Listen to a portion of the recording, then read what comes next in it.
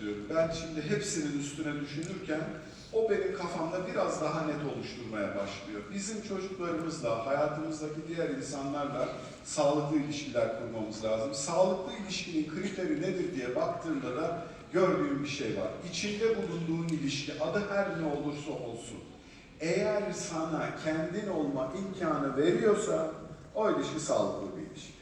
Ama içinde bulunduğun ilişki seni bir şeye benzetmeye çalışıyorsa, seni biri gibi yapmaya çalışıyorsa o ilişkide ne yazık ki sen malzemesin. Şimdi dönün bakın hayatınıza, bizde hangisi daha yaygın? Kendisi olmasına müsaade etmek mi, yoksa birini bir şeye benzetmek mi daha yaygın? Birine bir şeye benzetmek meselesi değil mi? Hocam bu bizim kültürümüzden geliyor. Bu bizim ne yazık ki üstüne çalışmamız gereken alanlardan bir tanesi. Benim ömrümün çok büyük bir kısmı el alem ne der diye geçti. Sizde durum nedir? Aynen değil mi? 30 küsur yaşına kadar öyle gitti benim yani. 30'larıma doğru bir şey fark ettim. Şimdi söyleyeceğim ama kusura bakmayın, ufaklar da var ama bilmeyen varsa diye söyleme ihtiyacındayım. Öleceğiz. Kesin bilgi bu. Kesin. Eminiz bundan değil mi? Fakat bir tane problem var. Ne gün olacağı belli değil. Bugün olma ihtimali var mı? Efsane olur. Ayrı sahnede anlatıyordu öleceğiz mi öleceğiz diye, sonra öldü diye anlatırsınız ondan sonra. Ama öyle bir ihtimal var. Şimdi diyelim ki bugün son gün. Bugün son gün olsa el alemi bu kadar takar mısın? Takmazsın değil mi? Ama ne biliyorsun son olmadığını? Her gün öyle bir ihtimal var. Ben 30'umda nasıl öğrendim bunu biliyor musunuz? Annem 51 yaşındaydı. Hastalandı. Doktor dedi ki 6 ay sürer dedi. 5 ay 23 günde ben bu ellerle gömdüm annemi. Gömünce bizim çok nefis adetlerimiz var. Nefis, hakikaten nefis. Önce seni boş bırakmıyorlar. Etrafında sürekli birileri oluyor evde. Yemek geliyor, o oluyor, bu oluyor, saçma sapan muhabbetler oluyor. Hepsi senin kafan dağılsın diye. Çünkü kaybın var. Sonra 7'si oluyor, 40'ı oluyor bilmem ama eninde sonunda herkes evine gidiyor. Herkes gittikten sonra sen tek başına kalıyorsun ve tek başına kalınca hesaplaşıyorsun. Ben annem öldüğünde sanıyordum ki annem benim çocuklarımı büyütecek. Anneannelik yapacak, babaannelik yapacak falan filan. Hocam hiçbiri olmadı. Benim bugün olduğum yaştan 6 yaş büyüktü annem. Ve o zaman bir şey anladım, oğlum bizimle gitmemiz mümkün.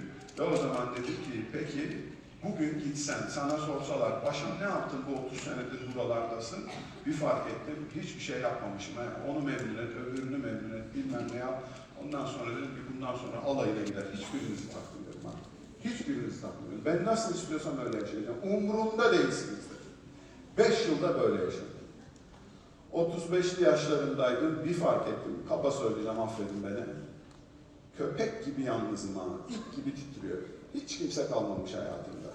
Ve bunu bir Kurban Bayramı sabahı fark ettim biliyor musun? Hanımla oğlan evde.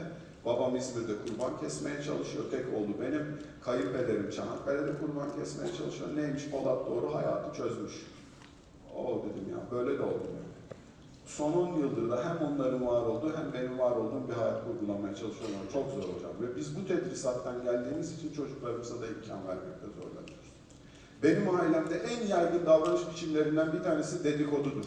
Sizin ailenizi tenzih ediyorum. Kesin sizinkiler dedikodu yapmıyordur ama benimkiler yapıyor. Haberiniz olsun ha.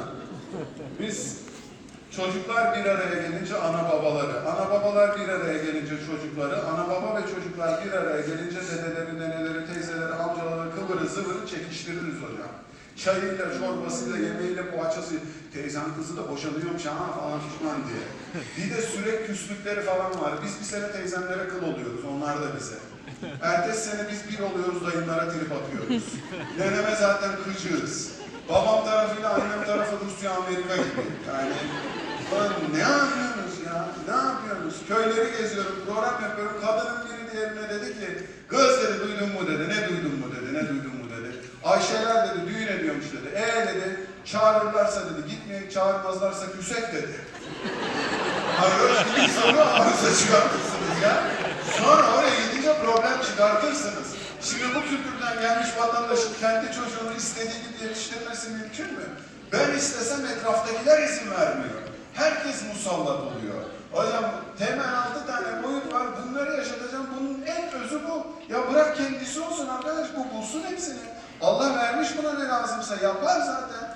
Ama biz ne yapıyoruz? Vallahi herkesinki yapar ama benimkisi yapamaz. Ben müdahale edeyim de buna adam olsun diye. Şimdi hocam bütün bunların içerisinde çocuk yetiştirmeye çalışıyoruz. İlk de hikaye şu. Benim 2 çocuğum var. Biri program